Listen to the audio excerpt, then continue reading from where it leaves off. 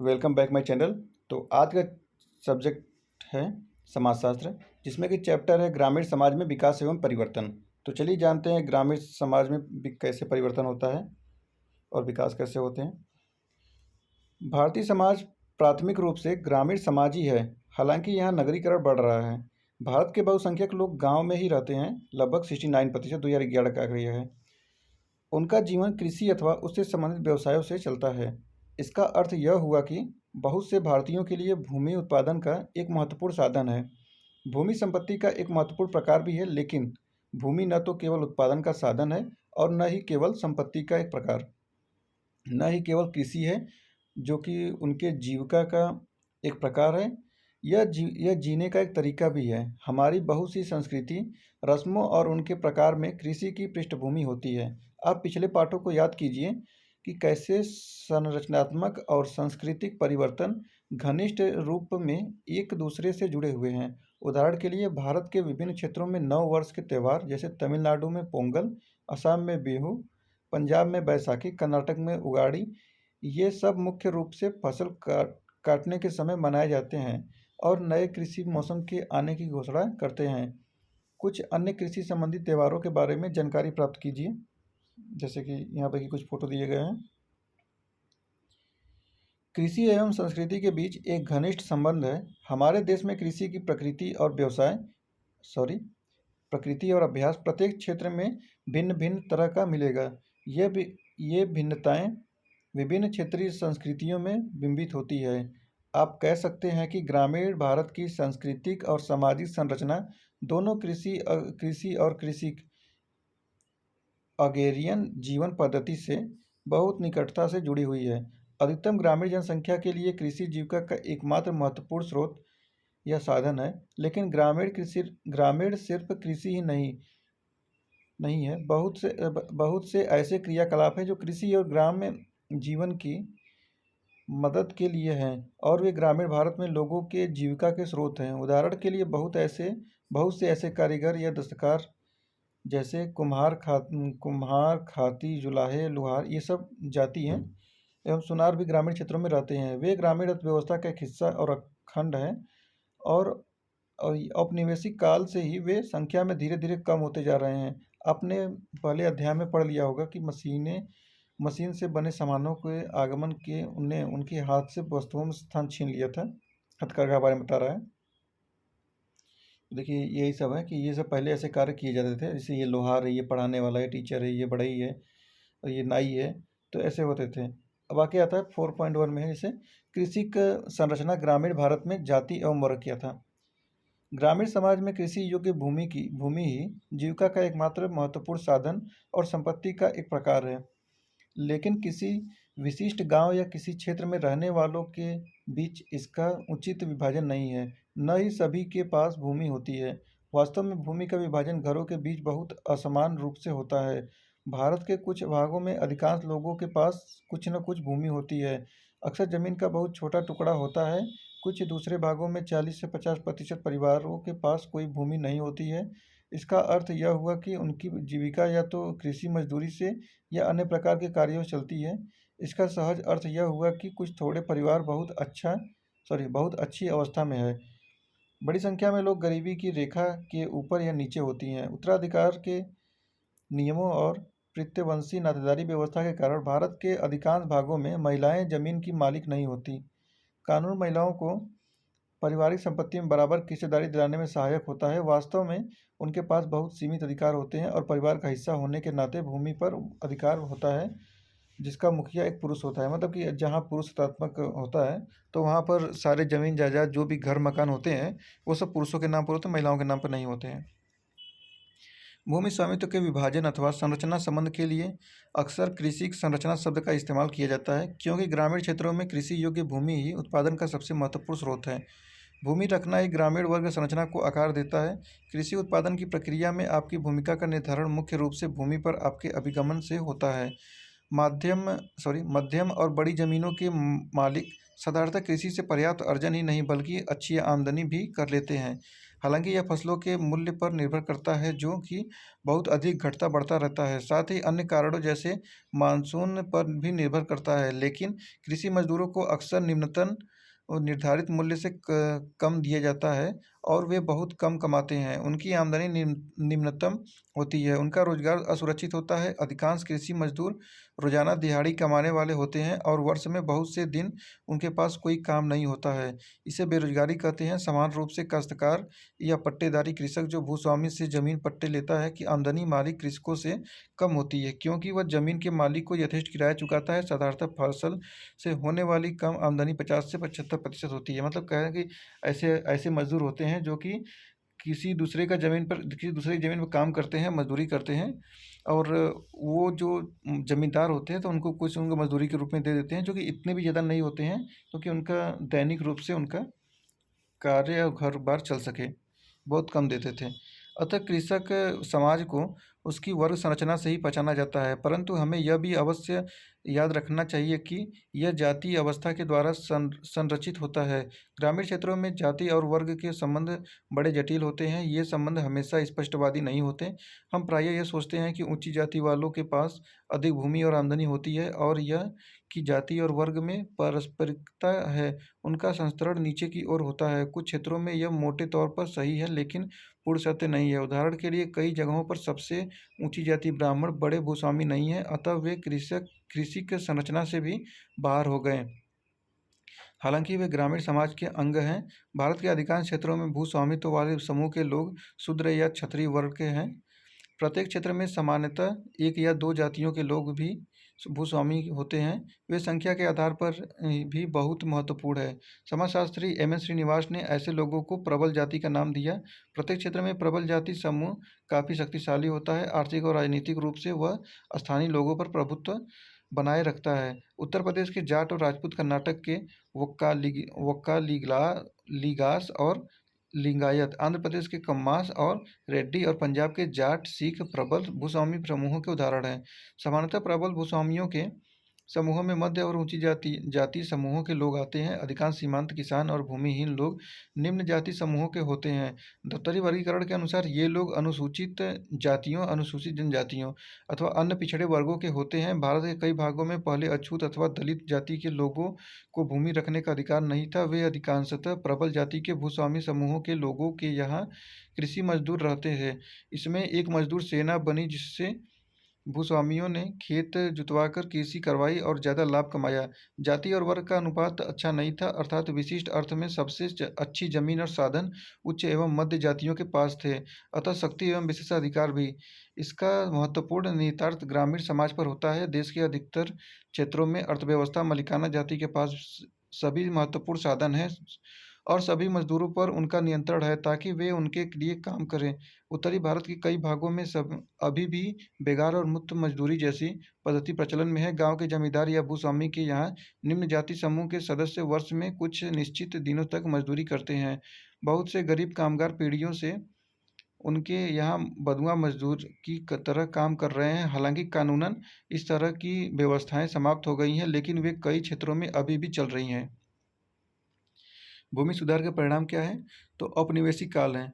भारत में ऐतिहासिक कारणों से कुछ क्षेत्र मात्र एक या दो मुख्य समूहों के प्रभुत्व में रहे, लेकिन यह जानना महत्वपूर्ण है कि कृषि संरचना पूर्व औपनिवेशिक से औपनिवेशिक और स्वतंत्रता के पश्चात बृहत रूप में परिवर्तित होती रही, जबकि वही प्रबल जाति पूर्व औपनिवेशिक काल में भी कृषिक जाति थी। वे प्रत्यक्ष रूप में जमीन के मालिक नहीं थे। इनके स्थान पर शासन करने वाले समूह, जैसे कि स्थानीय राजा या जमींदार भूस्वामी, जो अपने क्षेत्र में राजनीतिक रूप से भी शक्तिशाली थे, सामान्यतः क्षत्रिय या अन्य ऊंची जाति के होते थे। भूमि पर नियंत्रण रखते थे। किसान अथवा कृषक जो कि उस भूमि पर कार्य करता था, वह फसल का एक पर्याप्त भाग उन्हें देता था। जब ब्रिटिश औपनिवेशिक भारत में आए तो उन्होंने कई क्षेत्रों में इन स्थानीय जमींदारों द्वारा ही काम चलवाया। उन्होंने जमींदारों को संपत्ति के अधिकार भी दे दिए। ब्रिटिश लोगों के लिए काम करते हुए उन्हें जमीन पर पहले से ज़्यादा नियंत्रण मिला। हालांकि औपनिवेशिकों ने कृषि भूमि पर बहुत बड़ा टैक्स लगा दिया था। जमींदार कृषक से टैक्स के रूप में जितनी ज़्यादा उपज और पैसा ले सकते थे, ले लेते थे। जमींदारी व्यवस्था एक परिणाम यह हुआ कि ब्रिटिश काल के दौरान कृषि उत्पादन कम होने लगा। जमींदारों ने किसानों को अपने दबाव से पीस डाला। साथ ही बार-बार पड़ने वाले अकाल और युद्ध ने जनता को एक तरह से मार डाला। मतलब एक तरफ तो औपनिवेशिक काल, दूसरी तरफ जमींदारी बहुत बड़ा दबाव डालते थे मजदूरों के ऊपर, मजदूर और किसान के ऊपर। औपनिवेशिक काल भारत में बहुत से जिलों का प्रशासन जमींदारी व्यवस्था द्वारा चलता था। अन्य क्षेत्रों में यह सीधा ब्रिटिश शासन के अधीन था, जिसमें भू प्रबंध रैयतवाड़ी व्यवस्था के द्वारा होता था। तेलुगु में रैयत का अर्थ है कृषक। इस व्यवस्था में जमींदार के स्थान पर वास्तविक कृषक वे खुद बंधुआ मजदूर होते थे, न कि कृषक ही टैक्स चुकाने के लिए जिम्मेदार होते थे, क्योंकि औपनिवेशिक सरकार सीधा किसानों या भूस्वामियों से ही सरकार रखती थी, न कि किसी लॉर्ड के द्वारा। इसमें टैक्स का भार कम होता था और कृषकों को कृषि में निवेश करने के लिए अधिक प्रोत्साहन मिलता था। इसके परिणाम स्वरूप इन क्षेत्रों में अपेक्षाकृत अधिक उत्पादन हुआ और वे संपन्न हुए। मतलब ये जो रैयतवाड़ी व्यवस्था आई थी इसमें। औपनिवेशिक भारत में जमीन के टैक्स देने की यह पृष्ठभूमि यानी कोष्टक में है। आप अपनी इतिहास की पुस्तक में एक बारे में ज़्यादा जान पाएंगे हिस्ट्री के बुक में। वर्तमान भारत में कृषक संरचना का अध्ययन करते हुए ध्यान में रखना महत्वपूर्ण है, क्योंकि आज वर्तमान संरचना में परिवर्तन श्रृंखला के रूप में आने शुरू हो गए हैं। तो अब देखते हैं स्वतंत्र भारत में कैसा परिवर्तन हुआ था ग्रामीण समाज का। भारत के स्वतंत्र होने के बाद नेहरू और उनके नीति सलाहकारों ने नियोजित विकास के कार्यक्रमों की तरफ अपना ध्यान केंद्रित किया। कृषकीय सुधारों के साथ ही साथ औद्योगिकरण भी इसमें शामिल था। नीति निर्माताओं ने उस समय भारत की निराशाजनक कृषि स्थिति पर अपने जवाबी मुद्दे बताए, जो इसमें शामिल किए गए। मुख्य मुद्दे थे पैदावार का कम होना, आयातित अनाज पर निर्भरता और ग्रामीण जनसंख्या के एक बड़े भाग में गहन गरीबी का होना। कृषि की उन्नति के लिए कृषि संरचना में महत्वपूर्ण सुधार किए जाए और विशेष रूप से भूस्वामित्व एवं भूमि के बंटवारे की व्यवस्था में भी सुधार किए जाए। सन 1950 से 1970 के बीच में भूमि सुधार कानूनों की एक श्रृंखला को शुरू किया गया। इसे राष्ट्रीय स्तर के साथ राज्य स्तर पर भी चलाया गया। इसका इरादा इन परिवर्तनों को लाने का था। विधेयक में पहला सबसे महत्वपूर्ण परिवर्तन था जमींदारी व्यवस्था को समाप्त करना। इससे उन बिचौलियों की फौज समाप्त हो गई जो कृषक और राज्य के बीच में थी। भू सुधार के लिए पास किए गए कानूनों में यह संभवतः सबसे अधिक प्रभावशाली कानून था। यह महत्वपूर्ण क्षेत्रों में भूमि पर जमींदारों के उच्च अधिकारों को दूर करने में और उनकी आर्थिक राजनीतिक शक्तियों को कम करने में सफल रहा। मतलब ये है कि जो पहला संशोधन था तो उसमें जमींदारी से संबंधित लाया गया था, अमेंडमेंट किया गया था।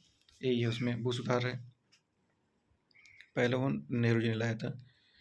तो इसमें तीसरा पॉइंट देखते हैं, हरित क्रांति और इसके सामाजिक परिणाम।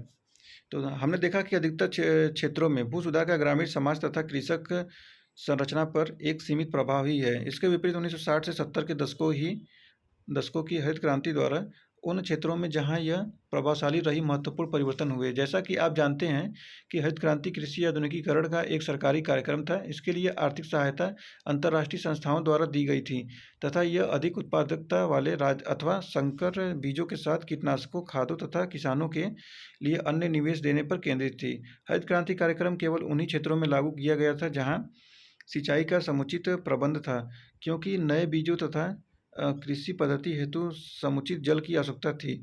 यह कार्यक्रम मुख्य रूप से गेहूं तथा चावल उत्पादन करने वाले क्षेत्रों पर ही लक्षित था।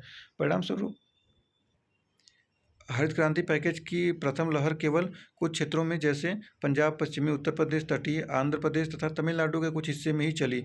इन क्षेत्रों में त्वरित सामाजिक तथा आर्थिक परिवर्तनों ने समाजशास्त्रियों द्वारा हरित क्रांति के बारे में श्रृंखलाबद्ध अध्ययनों तथा जोरदार वाद विवादों में की बाढ़ ला दी।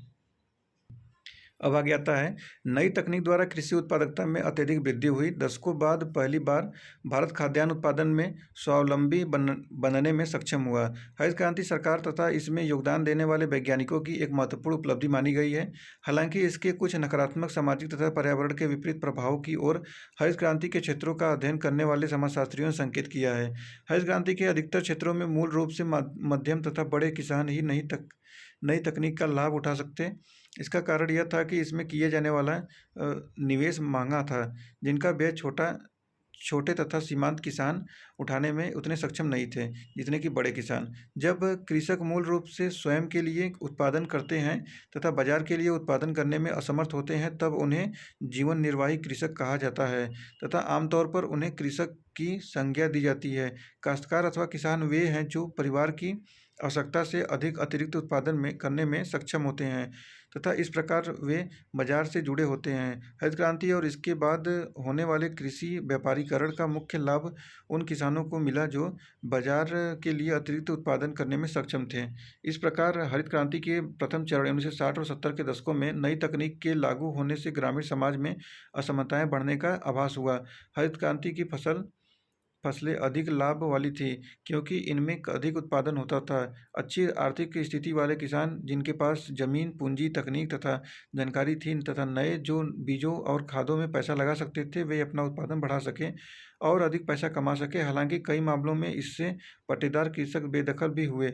ऐसा इसलिए कि भूस्वामियों ने अपने पट्टेदारों से जमीन वापस ले ली क्योंकि अब सीधे कृषि कार्य करना अधिक लाभदायक था। इससे धनी किसान और अधिक संपन्न हो गए तथा भूमिहीन तथा सीमांत भूधारकों की दशा और बिगड़ गई।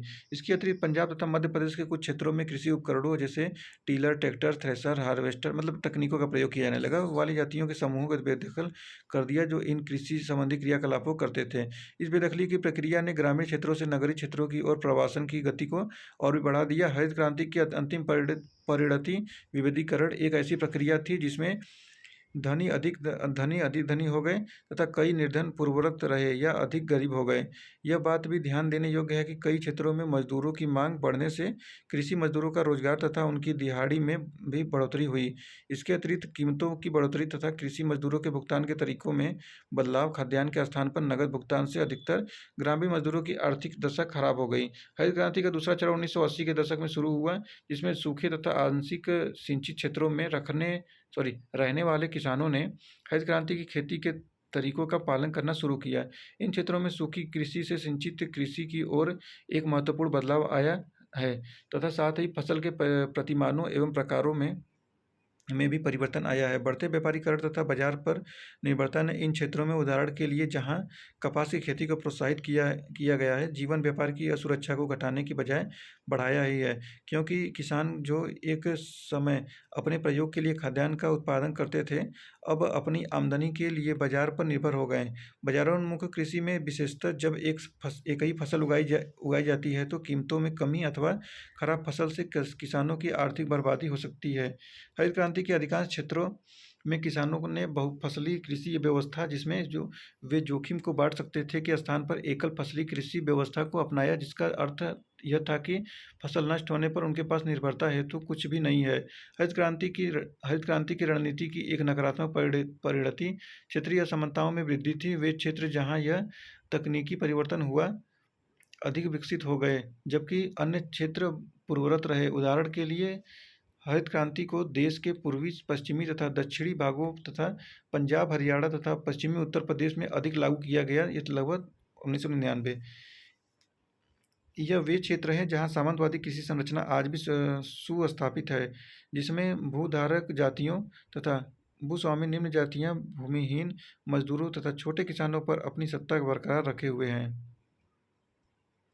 अब आता है इसमें चौथा पॉइंट, स्वतंत्रता के बाद ग्रामीण समाज में परिवर्तन, मतलब क्या समाज में परिवर्तन हुआ था। तो इसमें है गहन कृषि कारण कृषि मजदूरों में की बढ़ोतरी हुई। भुगतान में सामान यानी अनाज के स्थान पर नगद भुगतान हो गया। मतलब अब पहले अनाज मिलता था भुगतान में, अब कैश मिलने लगा। पारंपरिक बंधनों में शिथिलता अथवा भूस्वामी एवं किसान या कृषि मजदूरों, जिन्हें बंधुआ मजदूर भी कहते हैं, के मध्य पुश्तैनी संबंधों की कमी होने लगी। मतलब बंधुआ मजदूरी भी अब कम होने लगी। मुक्त दिहाड़ी मजदूरों के वर्ग का उदय हुआ। तो ऐसे इसमें कुछ परिवर्तन हुए थे।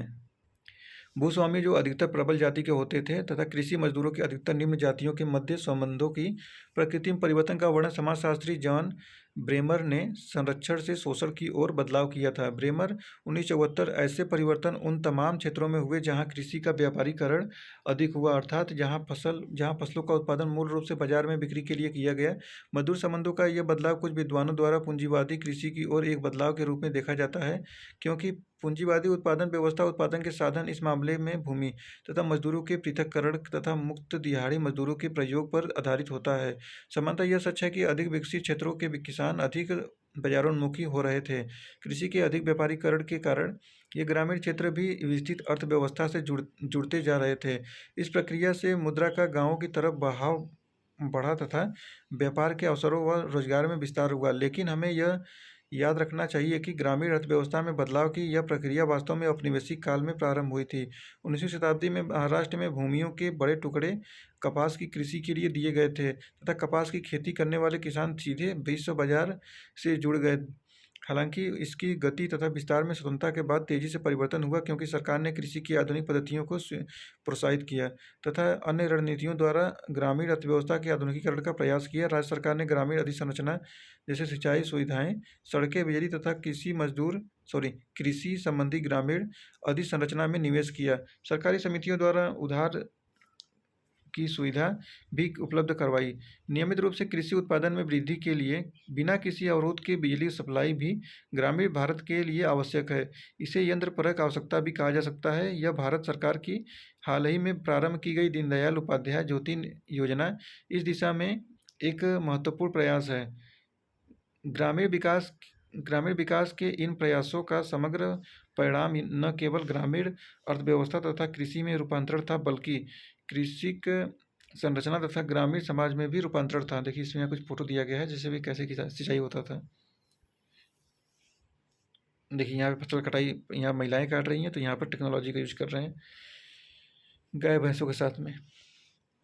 1960 के दशक से कृषि विकास द्वारा ग्रामीण सामाजिक संरचना को बदलने वाला एक तरीका नई तकनीक अपनाने वाले माध्यम तथा बड़े किसानों की समृद्धि थी, जिसकी चर्चा पूर्व भागों में की गई है। अन्य कृषि संपन्न जैसे क्षेत्रों जैसे तटीय आंध्र प्रदेश, पश्चिमी उत्तर प्रदेश तथा मध्य गुजरात में प्रबल जातियों के संपन्न किसानों ने कृषि से होने वाले लाभ को अन्य प्रकार के व्यापारों में निवेश करना प्रारंभ किया। विविधता की इस प्रक्रिया से नए उद्यमी समूहों का उदय हुआ, जिन्होंने ग्रामीण क्षेत्रों से इन विकासशील क्षेत्रों के बढ़ते कस्बों की ओर पलायन किया, जिससे नए क्षेत्रीय अभिजात वर्गों का उदय हुआ जो आर्थिक तथा राजनीतिक रूप से प्रबल हो गए। इसमें रट्टन 1995। वर्ग संरचना के इस परिवर्तन के साथ ही ग्रामीण तथा अर्ध नगरीय क्षेत्रों में उच्च शिक्षा का विस्तार, विशेषतर निजी व्यावसायिक महाविद्यालयों की स्थापना से नव ग्रामीण अभिजात वर्ग द्वारा अपने बच्चों की शिक्षित करना संभव हुआ, जिनमें से बहुतों ने व्यावसायिक अथवा श्वेत वस्त्र व्यवसाय अपनाए अथवा व्यापार प्रारंभ कर नगरीय मध्य वर्गों के विस्तार में योगदान दिया। देखिए यहाँ पर ग्रामीण समाज में विकास में कुछ परिवर्तन हुआ, जैसे कि देखिए यहाँ पे ट्रैक्टर टेक्नोलॉजी का यूज होने लगा था। यहाँ पे ट्रैक्टर का जुताई के लिए ट्रैक्टर का यूज हो रहा है अब बैलों को हटाकर। इस प्रकार त्वरित के कृषि विकास वाले क्षेत्रों में पुराने भूमि अथवा कृषि मत समूह का समेकन हुआ, जिन्होंने स्वयं को एक गतिमान उद्यमी ग्रामीण नगरीय प्रबल वर्ग के रूप में परिवर्तित कर लिया था। तो ऐसे कुछ इसमें बदलाव हुए थे। देखिए यहाँ पे अब इस घर को देखिए, यह सुकुमत केरल एक गांव का चक्कार में है। यह पालघाट कस्बे से जिले में 3 किलोमीटर की दूरी पर है। ऐसे नए घर बनाए गए थे अच्छे तरीके से, जो कि 2 तल्ले के थे। चलिए इसमें लास्ट पॉइंट देखते हैं, मजदूरों का संचार यानी सर्कुलेशन। प्रवासी कृषि मजदूरों की बढ़ोतरी ग्रामीण समाज का एक अन्य महत्वपूर्ण परिवर्तन है जो कृषि के व्यापारीकरण से जुड़ा है। मजदूरों अथवा पहरेदारों तथा भूस्वामियों के बीच संरक्षण का पारंपरिक संबंध टूटने से तथा पंजाब जैसे हरित क्रांति के संपन्न क्षेत्रों में कृषि मजदूरों की मांग बढ़ने से मौसमी पलायन का एक प्रतिमान उभरा, जिसमें हजारों मजदूर अपने गांव से अधिक संपन्न क्षेत्रों जहां मजदूरों की अधिक मांग तथा उच्च मजदूरी भी थी की तरफ संचार करते हैं। 1990 के दशक के मध्य से ग्रामीण क्षेत्रों में बढ़ती असमानताएं, जिन्होंने अनेक गृहस्थियों को स्वयं को बनाए रखने के लिए बहुस्तरीय व्यवसायों को सम्मिलित करने पर बाध्य किया, से भी मजदूर पलायन करते हैं। जीवन व्यापार की रणनीति के तौर पर पुरुष समय समय पर काम तथा अच्छी मजदूरी की खोज में अप्रवास कर जाते हैं, जबकि स्त्रियों तथा बच्चों को अक्सर गांव में बुजुर्ग माता-पिता के साथ छोड़ दिया जाता है। प्रवासन करने वाले मजदूर मुख्यतः सूखाग्रस्त तथा कम उत्पादकता वाले क्षेत्रों से आते हैं तथा वे वर्ष के कुछ हिस्सों के लिए पंजाब तथा हरियाणा के क्षेत्रों में अथवा उत्तर प्रदेश के ईंट के भट्ठों में अथवा नई दिल्ली या बेंगलुरु जैसे शहरों में भवन निर्माण कार्य में काम करने के लिए जाते हैं। प्रवासन करने वाले इन मजदूरों के को जॉन ब्रेमर ने घुमक्कड़ मजदूर यानी फुटलूज लेबर कहा है, परंतु इसका अर्थ स्वतंत्रता नहीं है। इसके विपरीत ब्रेमर 1982 का अध्ययन बताता है कि भूमिहीन मजदूरों के पास बहुत से अधिकार नहीं होते। उदाहरण के लिए उन्हें अक्सर न्यूनतम मजदूरी भी नहीं दी जाती है। यहाँ यह बात ध्यान देने योग्य है कि धनी किसान अक्सर फसल काटने तथा इसी प्रकार की अन्य गहन कृषि क्रियाओं के लिए स्थानीय कामकाजी वर्ग के स्थान पर प्रवासन करने वाले मजदूरों को प्राथमिकता देते हैं, क्योंकि प्रवासन करने वाले मजदूरों का आसानी से शोषण किया जा सकता है तथा उन्हें कम मजदूरी भी दी जा सकती है। इस प्रकार कृषि के चरम मौसम में काम की तलाश में प्रवासन कर जाते हैं, जबकि दूसरे क्षेत्रों में प्रवासन करने वाले मजदूरों स्थानीय खेतों में काम करने के लिए लाए जाते हैं। यह प्रतिमान विशेषतः गन्ना उत्पादित क्षेत्रों में पाया जाता है। प्रवासन तथा काम की सुरक्षा के अभाव से इन मजदूरों के कार्य तथा जीवन दशाएं खराब हो जाती हैं। मजदूरों के बड़े पैमाने पर संचार से ग्रामीण समाज दोनों ही भेजने वाले तथा प्राप्त करने वाले क्षेत्रों पर अनेक महत्वपूर्ण प्रभाव पड़े।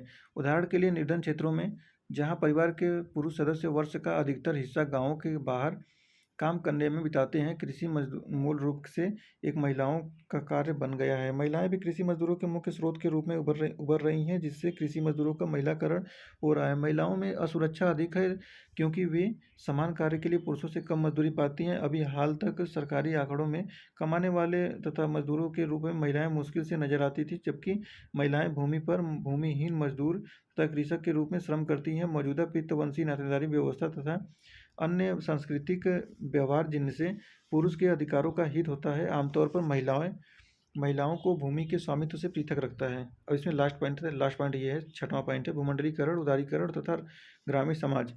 उदारीकरण की नीति, जिसका अनुसरण भारत 1980 के दशक के उत्तरार्ध से कर रहा है, का कृषि तथा ग्रामीण समाज पर बहुत महत्वपूर्ण प्रभाव पड़ा।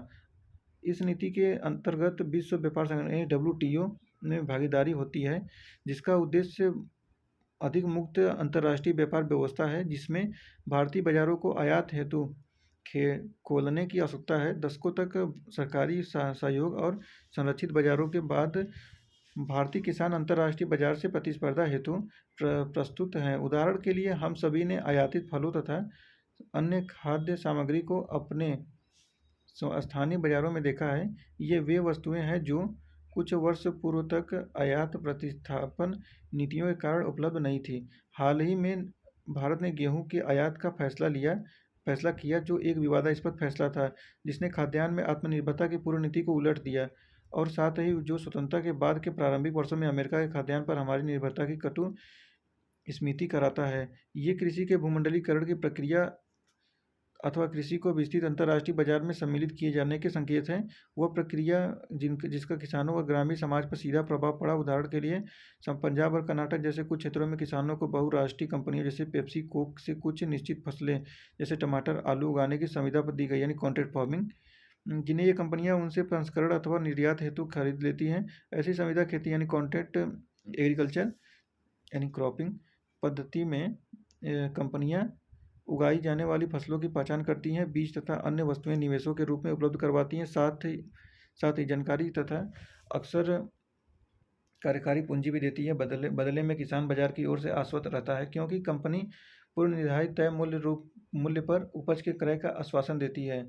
संविदा खेती कुछ विशिष्ट मधु जैसे फूल, कट फ्लावर, अंगूर, अंजीर तथा अनार जैसे फल, कपास तथा तिलहन के लिए आजकल बहुत सामान्य है। जहां संविदा खेती किसानों को वित्तीय सुरक्षा प्रदान करती है, वही यह किसानों के लिए अधिक सुरक्षा भी बन जाती है, क्योंकि वे अपने जीवन व्यापार के लिए इन कंपनियों पर निर्भर हो जाते हैं। निर्यातोन्मुख उत्पाद जैसे फूल और खीरे हेतु संविदा खेती का अर्थ यह भी है कि कृषि भूमि की प्रयोग खाद्यान्न उत्पादन से हटकर किया जाता है। संविदा खेती का समाजशास्त्रीय महत्व यह है कि यह बहुत से व्यक्तियों को उत्पादन प्रक्रिया से अलग कर देती है तथा उनके अपने देसी कृषि ज्ञान को निरर्थक बना देती है। इसके अतिरिक्त संविदा खेती मूल रूप से अभिजात मर्दों का उत्पादन करती है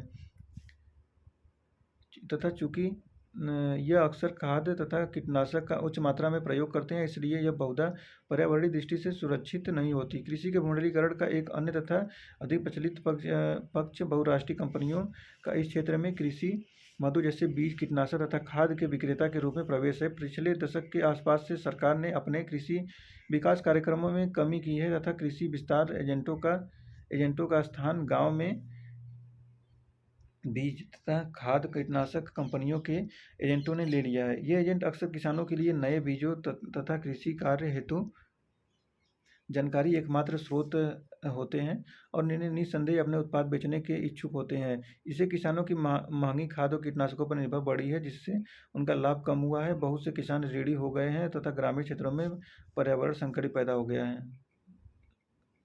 देखिए यहाँ पे कुछ फोटो दिए गए हैं जो कि भारतीय सामाजिक इसमें कुछ कैसे विकास किया गया है। ये है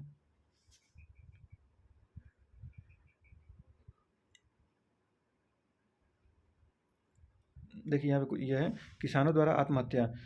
देश के विभिन्न भागों में 1997-98 में से किसानों द्वारा की जा रही आत्महत्या का संबंध कृषि में संरचनात्मक परिवर्तन व आर्थिक एवं कृषि नीतियों में परिवर्तन से होने वाली कृषि समस्या से है।